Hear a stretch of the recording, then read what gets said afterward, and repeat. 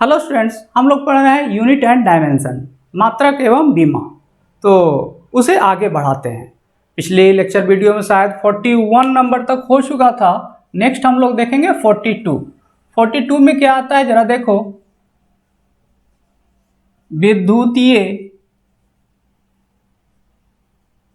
क्षेत्र की तीव्रता, electrical field intensity, electrical field intensity denoted by E, capital E. ठीक है, इसको हम लोग जानेंगे। देखो बहुत आसान है कि मान लो कि एक आवेश लिया गया है, प्लस क्यू आवेश लिया गया है। ठीक, तो इसके चारों तरफ एक क्षेत्र उत्पन्न होगा। कौन सा क्षेत्र उत्पन्न होगा? विद्युतीय क्षेत्र उत्पन्न होगा। अब इस विद्युतीय क्षेत्र में मान लो यहाँ पे एक पी पॉइंट है। इस पी पॉइंट पर +1 कूलम आवेश को रख दिया जाए तो इस पर फोर्स लगेगा। ये भी पॉजिटिव, ये भी पॉजिटिव। तो इस पर कैसा बल लगेगा? विकर्षण, नहीं विकर्षण, इस डायरेक्शन में। अब इस पर जो फोर्स लगा, बल लगा, यही क्या कहला जाएगा? विद्युतीय क्षेत्र की तीव्रता ई। समझ में आया? बहुत आसान है। यानी कि किसी भी विद्युतीय क्षेत्र में हम +1 कूलम आवेश यानी कि एकांक परीक्षण धन आवेश को रखते हैं और उस पर जो फोर्स लगता है, बल लगता है, वही क्या कहलाता है? विद्युतीय क्षेत्र की तीव्रता कहलाता है। बहुत आसान है। तो लिखना चाहो तो लिख सकते हो। हाँ, क्या है? विद्युतीय क्षेत्र के किसी बिंदु पर स्थित एकांक परीक्षण धन आवेश पर लगने वाला विद्युतीय बल उस बिंदु का विद्युतीय क्षेत्र की तीव्रता कहलाता है।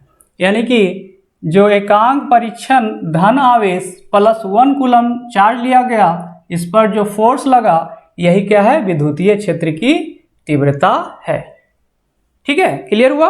हाँ, ये तो डिफिनीशन पता चल गया।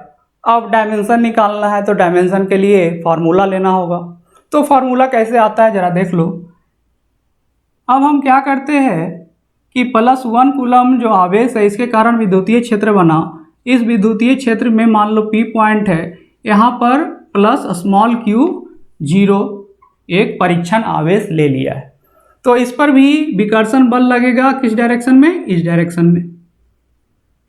कितना? तो F। ठीक है, अब ये जो कंडीशन लिया गया है, इसके लिए एक नियम पे ला दो इसको। क्या करो? चूंकि Q0 आवेश पर बल बराबर कितना लिया गया है? F। ठीक है, इसलिए +1 कूलम आवेश पर बल एक नियम में इतना पर F, तो 1 पर क्या होगा? F/Q0। अब नीचे वाला लाइन है, यही क्या है? डिफिनीशन में बता रहा है। एकांक परीक्षण आवेश पर बल, एकांक परीक्षण आवेश पर बल नहीं, +1 कूलम आवेश पर बल इतना। तो ये जो वैल्यू आ गया वो किसके बराबर आ गया? विद्युतीय क्षेत्र की तीव्रता E के बराबर। यानी कि E = F/Q0। इस प्रकार क्या मिला? फार्मूला मिल गया। और इस फार्मूले से हम लोग क्या कर सकते हैं? डायमेंशन लिख सकते हैं। ठीक है, लिख सकते हैं ना? लिख दो।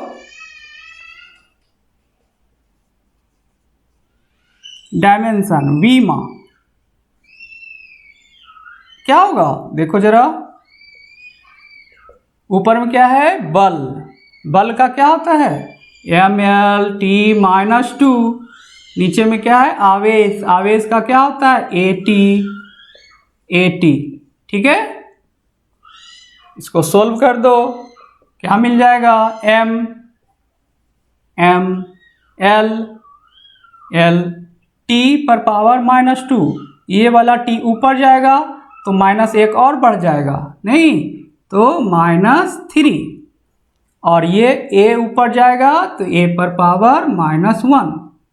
तो इस प्रकार डायमेंशन मिलता है mL/T-3 A-1। ठीक, ये डायमेंशन मिल गया। अब हम लोग क्या करेंगे, यूनिट लिख देंगे, नहीं, एसआई यूनिट। फॉर्मूला पे क्या है यहाँ, बल, तो बल के लिए क्या होगा, न्यूटन, और नीचे में क्या है, आवेश, तो आवेश के लिए क्या होगा, कूलम, न्यूटन पर कूलम। ठीक है, ये क्या है, न्यूटन पर कूलम, इसका यूनिट मिल गया। ठीक है, ये यूनिट तो यूज करेंगे ही, साथ में एक और यूनिट दिया जाता है जो कि हम लोग इसको आगे सोल्व करके निकालेंगे। देखो थोड़ा सा चेंज करते हो, न्यूटन पर कूलम है, ऊपर में मीटर से और नीचे में भी मीटर से क्या कर दिया, गुना कर दिया। ऐसा गुना करने से क्या फ़ायदा होता है, देखो जरा, देखो ध्यान देना, सारा फार्मूला दिमाग में रखना है और उससे ये सोल्व हो जाएगा। ये क्या है, न्यूटन, ये क्या है, मीटर। न्यूटन मीटर को हम लोग क्या लिख सकते हैं, जरा सोचो, समझ में नहीं आता है तो इसको चेंज करो। ये क्या है, न्यूटन इंटू मीटर, तो न्यूटन किसके लिए आता है, बल के लिए, मीटर किसके लिए आता है, विस्थापन के लिए। तो बल गुना विस्थापन क्या होता है, कार्य, और कार्य का यूनिट क्या होता है, जूल। तो इतना के बदले हम लोग जूल लिख सकते हैं, बोलो जरा,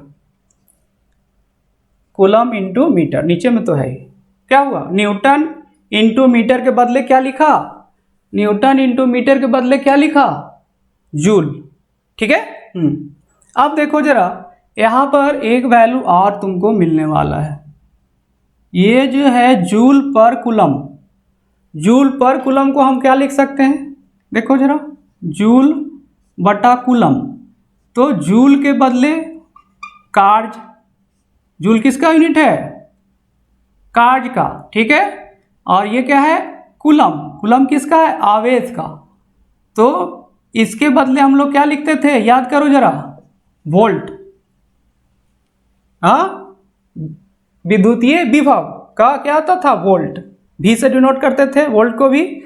तो इसके बदले हम लोग क्या लिख सकते हैं, इतना के बदले हम लोग वोल्ट लिख सकते हैं, और नीचे में एक मीटर बचा हुआ है, पर मीटर। ठीक है, तो इस प्रकार क्या हुआ, जूल पर कूलम के बदले वोल्ट लिख दिया, और यहाँ पे मीटर का मीटर ये आ गया है, क्या बताओ। तो इस तरह से एक यूनिट और मिलता है, वोल्ट पर मीटर। तो दोनों यूनिट यूज किया जाता है, कहीं न्यूटन पर कूलम मिल जाएगा, कहीं वोल्ट पर मीटर भी मिल जाएगा, तो दोनों ध्यान में रखना है। तो यहाँ लिख दो, एसआई यूनिट क्या मिलता है, न्यूटन पर कूलम या वोल्ट पर मीटर। नहीं, इसको याद में रखना, बहुत इंपॉर्टेंट है। ठीक है, ऐसा नहीं कि अब क्या करो कि डिराइव करने के लिए बैठ जाओ, नहीं, ध्यान में रखना है क्या यूनिट होता है, न्यूटन पर कूलम या वोल्ट पर मीटर। ठीक है, क्लियर हुआ, हाँ, चलो नोट कर लो जल्दी से। हाँ, नेक्स्ट हम लोग देखेंगे 43 नंबर, 43 में क्या है, धारिता, धारिता, कैपेसिटांस, सी से डिनोट करते हैं। धारिता आखिर है क्या, नहीं, तो ये किसी चालक का गुण है, कैसा गुण है, तो चार्ज को स्टोर करके रखने का गुण है, नहीं, आवेश को संचित करके रखने का गुण है। समझ आ रहा है, हाँ, जैसे मान लो कि एक बहुत आसान है कि सिंपली एक गिलास लेते हो, अब इस पर में क्या डालो, पानी डालो, नहीं, पानी डालो तो ये भरेगा, कहाँ तक भरेगा, जितना इसका कैपेसिटी है। मान लो कि 1 लीटर का कैपेसिटी है, तो 1 लीटर भरने के बाद क्या होगा, पानी वापस नीचे गिरने लगेगा। अब एक चालक लेते हो, मान लो इस तरह का गोला है चालक का, ठीक है, इस पर आवेश दोगे, इस पर आवेश दोगे तो इसमें आवेश क्या होगा, स्टोर होगा। स्टोर होगा कब तक, जितना इसका कैपेसिटी होगा, उसके बाद क्या होगा, ये बाहर निकलने लगेगा। तो जो स्टोर करने का कैपेसिटी होता है किसी चालक का, नहीं, यही गुण क्या कहलाता है, धारिता कहलाता है। समझ में आ रहा है। तो इस तरह का अगर चालक लिया जाता है तो इसमें चार्ज को स्टोर करने का जो कैपेसिटी है वो लिमिटेड है, बहुत ज़्यादा आवेश को स्टोर नहीं कर सकता है। तो उसके लिए क्या किया जाता है, एक अरेंजमेंट किया जाता है। 2 प्लेट लिया गया, इस तरह का 2 प्लेट लिया गया है और दोनों प्लेटों को समानांतर इस तरह से रखा गया, एक दूसरे के पैरेलल। इस तरह का 2 प्लेट है, दोनों को आमने सामने रख दिया। तो इस तरह का अरेंजमेंट जब किया जाता है तो इसमें चार्ज को स्टोर करने का कैपेसिटी बढ़ जाता है और यही अरेंजमेंट जो है वो क्या कहलाता है, संधारित्र, कैपेसिटर, कंडेंसर। ठीक है, हाँ नाम सुना होगा, कंडेंसर फैन में लगा होता है। किसी भी इलेक्ट्रॉनिक सर्किट में देखो तो वो दिख जाता है। जैसे ये बल्ब का एक सर्किट है, यहाँ पे ये दिख रहा होगा, ये तो यही क्या है, कंडेंसर है। ठीक है, इसमें 2 प्लेट है और जिसके कारण क्या होता है, इसमें चार्ज स्टोर करने का कैपेसिटी बढ़ जाता है। फैन में देखो नहीं, जब वो ख़राब हो जाता है तुम्हारा कंडेंसर तो क्या फैन स्लो चलने लगता है या नहीं चलता है, क्या बोलता है, उसको चेंज करो तो बराबर चलने लगेगा। ऐसा होता है कि नहीं? हाँ, तो अगर चेंज नहीं करते हो तो क्या करते हो, कभी कभी वो हाथ से घुमाते हो तो वो चलने लगता है। यानी कि ये कंडेंसर क्या करता है, चार्ज को स्टोर करता है, जिसके कारण वो स्टार्टिंग टॉर्क उसमें देता है, यानी कि उसको घुमाने के लिए एक टॉर्क बल आघूर्ण उत्पन्न करता है। फैन जो है वो सिंगल फेज इंडक्शन मोटर है, उसमें रोटेटिंग टॉर्क नहीं होता है, जिसके कारण क्या वो खुद नहीं घूम सकता है। उसको घुमाने के लिए क्या देना पड़ता है, एक कंडेंसर लगाना पड़ता है। ठीक है, तब जाके वो चलता है। तो इस प्रकार क्या देखा कि अरेंजमेंट से हम लोग क्या कर सकते हैं, धारिता को बढ़ा सकते हैं। धारिता को बढ़ा सकते हैं इसका मतलब क्या कि हम उसमें चार्ज को स्टोर करने के का जो कैपेसिटी है वो बढ़ा सकते हैं। ठीक है, हाँ, तो ये समझ में आ रहा है कि धारिता आखिर है क्या। सिंपल भाषा में अगर बोले तो चार्ज को स्टोर करने का कैपेसिटी है। ठीक है, हाँ, उसी को हम लोग क्या कह रहे हैं, धारिता कह रहे हैं। तो ठीक है, ये तो समझ में आया कि एक गुण है जिसके कारण हम लोग इसको धारिता बोल रहे हैं। अब इसको डिफाइन कैसे करेंगे, नहीं इसको परिभाषित कैसे करेंगे उसको जरा देख लो।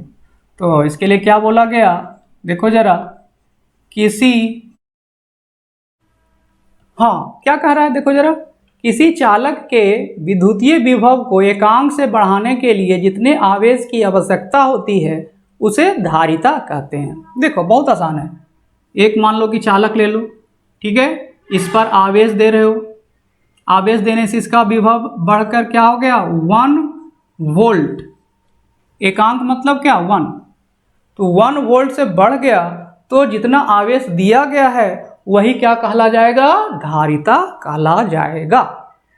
ठीक है, विभव 1 वोल्ट से बढ़ गया जितना आवेश देने से, तो वो आवेश का जो क्वांटिटी है वो किसके बराबर, धारिता के बराबर होगा। यही हमारा डिफिनीशन है।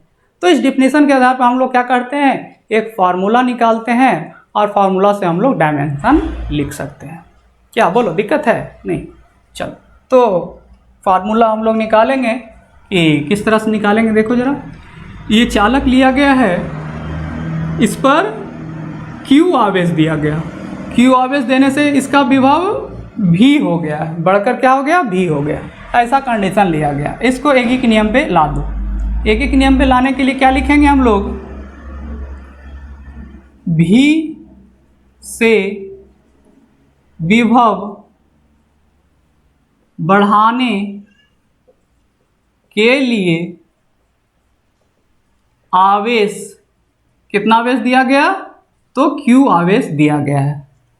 ठीक है, तो 1 वोल्ट से विभव बढ़ाने के लिए कितना देना पड़ेगा, आवेश, नहीं किक नियम में Q/V, Q/V। अब नीचे वाला जो लाइन है यही हमारा डिफिनीशन है। 1 वोल्ट यानी कि एकांक से बढ़ाने के लिए विभव जो होता है उसको क्या कहते हैं, धारिता कहते हैं। तो इतना बराबर क्या हो जाएगा, धारिता, कैपेसिटेंस C। तो ये इक्वल टू हो जाएगा, इस प्रकार हम लोग क्या एक फार्मूला ले लेते हैं कि धारिता C बराबर Q/V। ठीक है, और इस फार्मूले के आधार पर हम लोग क्या करेंगे, डायमेंशन लिख सकते हैं, यूनिट लिख सकते हैं। ठीक है, तो लिख दो डायमेंशन। तो डायमेंशन लिखने के लिए हम लोग डायरेक्ट इसको यूज कर सकते हैं, इसको यूज कर सकते हैं कि क्यू का हम लोग को पता है कि क्या होता है डायमेंशन, ये विभव है, इसका क्या होता है डायमेंशन, नहीं दोनों पता है, दोनों का वैल्यू हम लोग लिख देंगे और डायमेंशन मिल जाएगा। लेकिन इसको थोड़ा सा आसान कर दो। आसान करने के लिए क्या करना होगा, देखो C बराबर Q बाई V। V को हम क्या लिख सकते हैं, देखो जरा, V को V बराबर क्या होता है W बाई Q, नहीं सब पढ़ा हुआ है, ये ऊपर चला जाएगा तो क्या हो जाएगा Q स्क्वायर बटा W। अब और ज़्यादा आसान हो गया, इसमें हम लोग वैल्यू पुट कर दें और डायमेंशन मिल जाए। ठीक है, तो C का डायमेंशन लिखना है, पुट कर दो। ये क्या है आवेश, आवेश का क्या होता है AT। ये क्या है कार्य वर्क, इसके लिए क्या होता है ml 2t-2। ठीक है, इस पे स्क्वायर है, यहां स्क्वायर डाल दो। ठीक, अब इसको सोल्व कर दो जरा, m ऊपर जाएगा तो m पे पावर -1, l ऊपर जाएगा l स्क्वायर तो ऊपर जाकर क्या हो जाएगा l पर पावर -2, t देखो पहले से यहाँ t स्क्वायर है, ये t-2 पर जाएगा तो 2 + 2 4 हो जाएगा, नहीं प्लस में। ठीक है, और यहाँ पे a पर पावर 2, इस प्रकार डायमेंशन मिलता है। ठीक है, क्या डायमेंशन है m-1 l-2 t4 a2। ठीक है, बोलो दिक्कत है नहीं। SI यूनिट लिख दो। SI यूनिट क्या होगा, देखो जरा, यहाँ क्या है Q आवेश, तो आवेश के लिए क्या लिखोगे कूलम, नीचे में क्या है विभव, विभव के लिए वोल्ट, नहीं कूलम पर वोल्ट। अब कूलम पर वोल्ट आया तो इसके लिए एक स्पेशल नाम दिया गया है, और वो नाम क्या है फराड, फराडे के नाम पर फराड, F से डिनोट करते हैं। ठीक है, यानी कि धारिता का SI यूनिट क्या है फराड, F। ठीक है, जब फैन का कंडेंसर जब निकालते हो तो उसमें μF लिखा हुआ था, क्या μF, देखो 1 फराड वैल्यू बहुत ज़्यादा होता है, फराड में वैल्यू बहुत ज़्यादा होता है, इसलिए वहाँ पे μF लिखा हुआ रहेगा। ठीक है, माइक्रो फराड। तो धारिता का SI यूनिट मिल गया और डायमेंशन बीमा भी मिल गया है। ठीक है, इसको नोट कर सकते हो। हाँ, नेक्स्ट हम लोग देखेंगे 44 नंबर। 44 में क्या आएगा प्रतिरोध,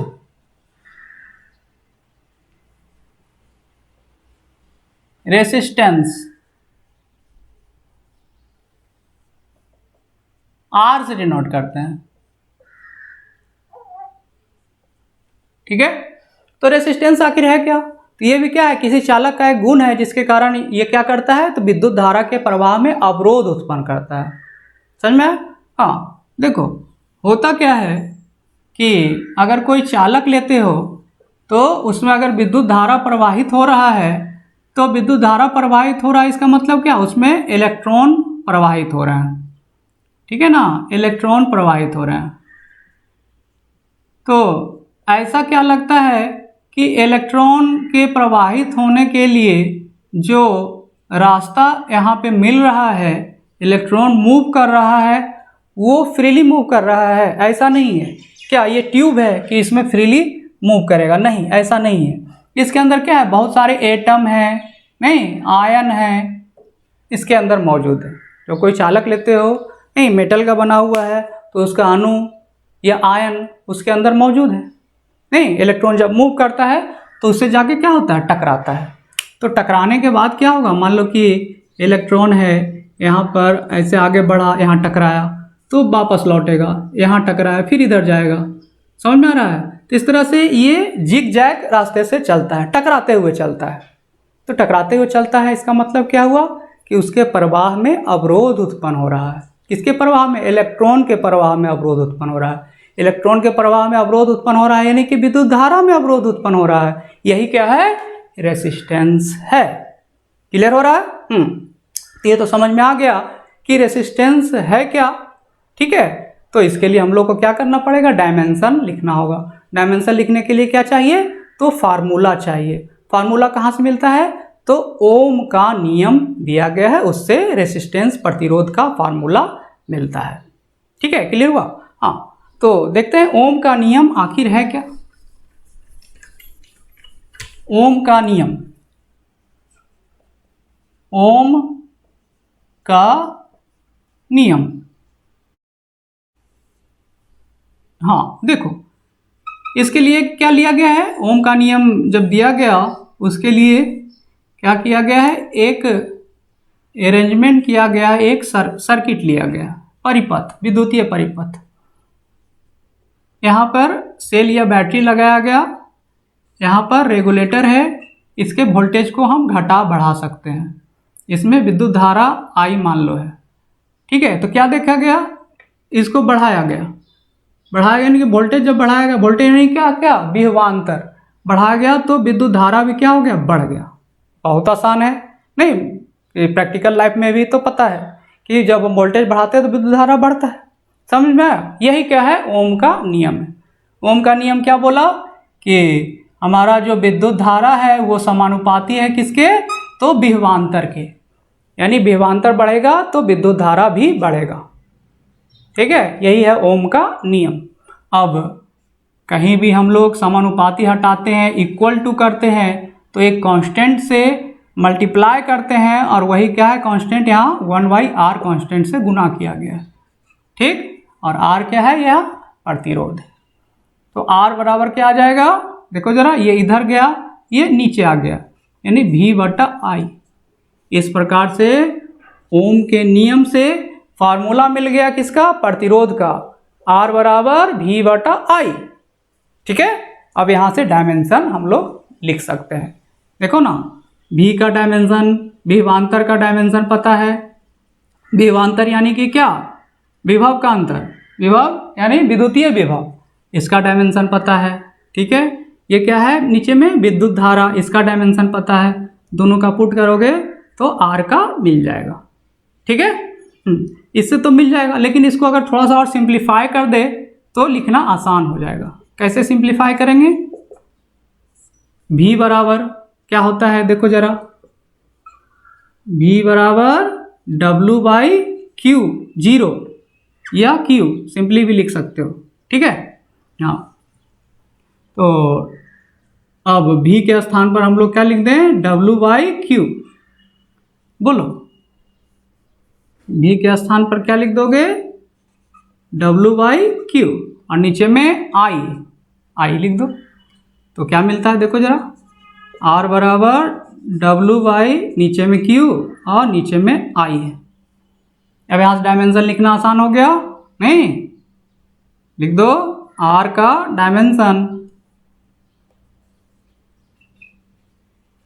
डायमेंशन, विमा किसका, R का, ऊपर में क्या है, W, कार्य, ऊर्जा, mL/2T-2, नीचे में क्या है, आवेश, Q, AT,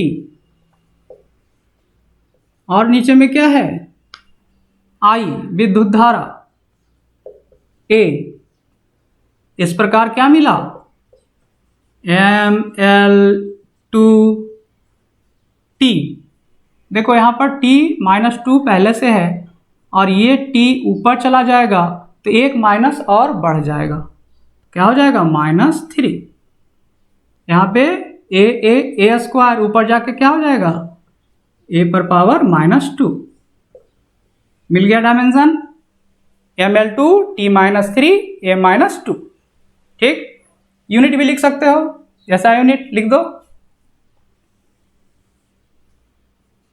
SI unit. SI unit formula पे जाएंगे, V क्या है, विभवांतर यानी विद्युतीय विभव का अंतर। तो विद्युतीय विभव का क्या होता है, वोल्ट। नीचे में क्या है, विद्युत धारा, विद्युत धारा का क्या होगा, एम्पियर, यानी कि वोल्ट पर एम्पियर। ठीक है, तो वोल्ट पर एम्पियर तो आता है, लेकिन इसके लिए एक स्पेशल नाम दिया गया है, ओम का नियम से ये मिला है, इसलिए यहाँ पर यूनिट हम लोग क्या लेते हैं, ओम। ये क्या है, ओम, ओम। ऐसे ओम लिखो चाहे ऐसे ओम लिखो, ठीक है, दोनों एक ही। तो ये क्या हो गया, प्रतिरोध का SI यूनिट ओम हो गया और डायमेंशन ये वाला। चलो नोट कर लो। हाँ, तो नेक्स्ट क्लास में हम लोग जानेंगे कि आगे और क्या भौतिक राशि मिलती है और उसका यूनिट और डायमेंशन क्या होता है। ठीक है, ओके, चलो।